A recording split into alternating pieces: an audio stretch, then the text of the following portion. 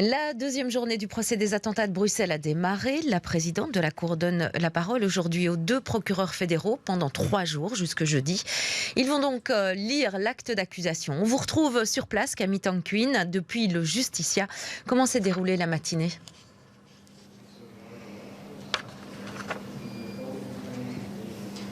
Eh bien, elle s'est bien déroulée, Fanny. Si l'acte d'accusation, c'est vraiment un grand résumé de l'enquête judiciaire. L'acte est long, il fait un peu moins de 500 pages et la Cour prévoit environ 3 jours pour le lire à haute voix. Ce matin, l'acte a commencé par la remise en contexte de la situation géopolitique en Syrie et en Irak. Et puis, on est directement rentré dans le vif du sujet en évoquant les événements qui ont précipité les attentats de Bruxelles, particulièrement l'identification de plusieurs suspects des attentats de Paris.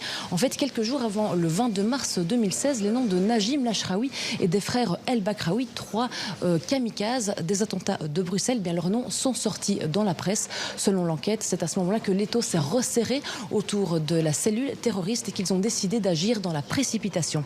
À noter également que plusieurs accusés ont souhaité avoir une copie de l'acte d'accusation pour pouvoir lire et suivre attentivement la lecture de l'acte. Il s'agit de Salah Abdeslam et de Bilal El Makouki. Je vous propose d'écouter une réaction d'un des avocats de la défense, Vincent Lurquin, concernant ce début de lecture de l'acte d'accusation. Je crois que c'est important d'avoir quand même une lecture orale de tout ça, même si c'est très long. Mais comme ça, on situe un peu les jurés qui sont maintenant nos juges dans ce qu'ils vont devoir porter comme jugement. Ce qui est assez particulier dans cet acte, c'est qu'ils visent les 9. On sait bien que ce ne sont pas ces 9-là qui ont réussi à faire les attentats à Bruxelles, mais qu'il y a d'autres choses. Et donc la défense va essayer d'intégrer d'autres choses dans l'acte d'accusation et dans le débat judiciaire. Et moi, je crois vraiment que les jurés, comme citoyens, vont poser des questions en dehors également de cet acte et que ça parviendra à arriver le 30 juin à une vérité judiciaire. Et alors, Camille, la lecture de l'acte d'accusation a continué avec la description détaillée de ce qu'il s'est déroulé le 22 mars 2016.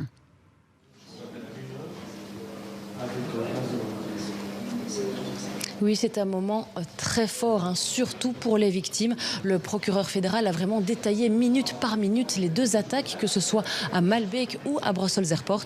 Le récit était certes très factuel, mais il était glaçant. Il a détaillé comment les victimes étaient décédées et ça rappelle tout simplement l'horreur de ce qu'il s'est passé ce jour-là.